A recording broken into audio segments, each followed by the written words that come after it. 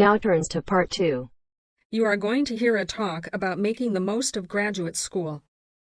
First, you have some time to look at questions 11 to 16.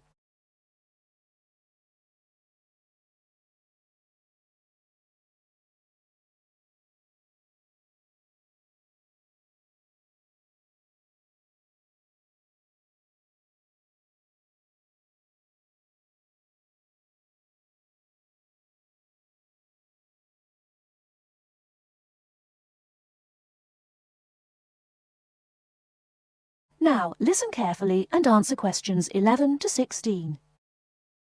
Entrance to the graduate school. My job now is to give you the graduate school survival guide and make some concise suggestions for getting the most out of your relationship with our research supervisor, getting the most out of what you read, and making continual progress with your research. First, your relationship with your supervisor. This is fundamental. Meet regularly. You should expect to meet once a week or at least every other week because this will give you the motivation to make progress and also keeps your advisor aware of your work. Prepare for your meetings. Come to each meeting. Also, bring the notes from your previous meeting together with a list of any upcoming deadlines. Make a plan for what you hope to get out of each meeting. After the meeting, email your supervisor a brief summary. Include a list of major topics discussed, a list of what you agreed on, a note of any advice you may not want to follow, and a new summary of what you are planning to do. This helps avoid misunderstandings and provides a handy record of the progress of your research. Add a to-do list for yourself and your supervisor, including a reading list. Finally, add the time and date for the next meeting. My second main piece of advice is to keep your supervisor informed. Show him or her the results of your work as soon as possible. This helps your supervisor understand your research and identify any potential points of conflict early in the process. Include summaries of your work, including any results of experiments, and also anything you write about your research. Thirdly, communicate clearly. If you disagree with your advisor, state your objections and concerns clearly and calmly. If you feel that something about your relationship is not working, discuss it with him or her. Whenever possible, suggest steps that they could take to address your concerns. Under this heading, it is extremely important to take the initiative.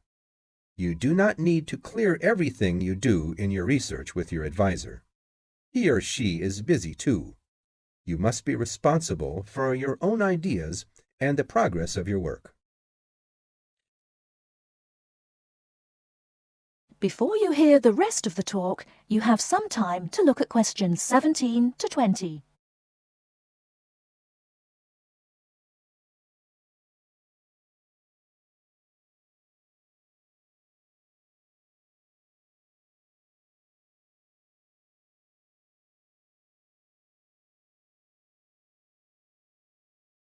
Now listen and answer questions 17 to 20.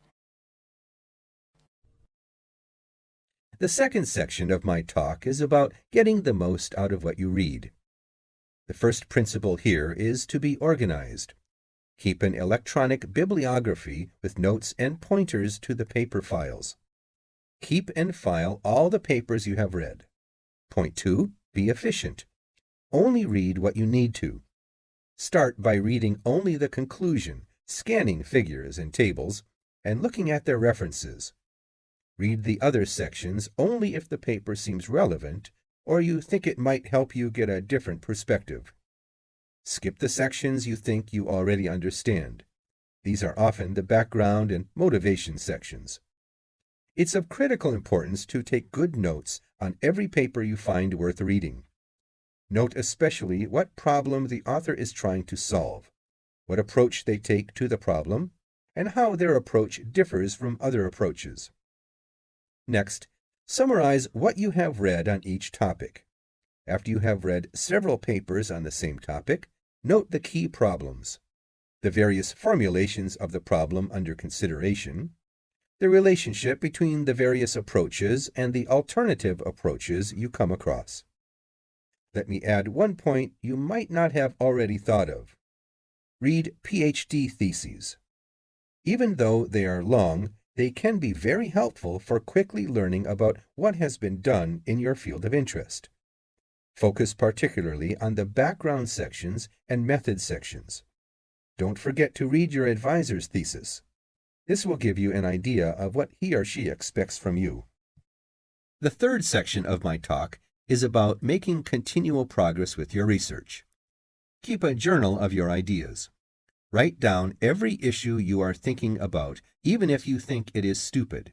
This will help you keep track of your progress and keep you from going round in circles. That is the end of Part 2.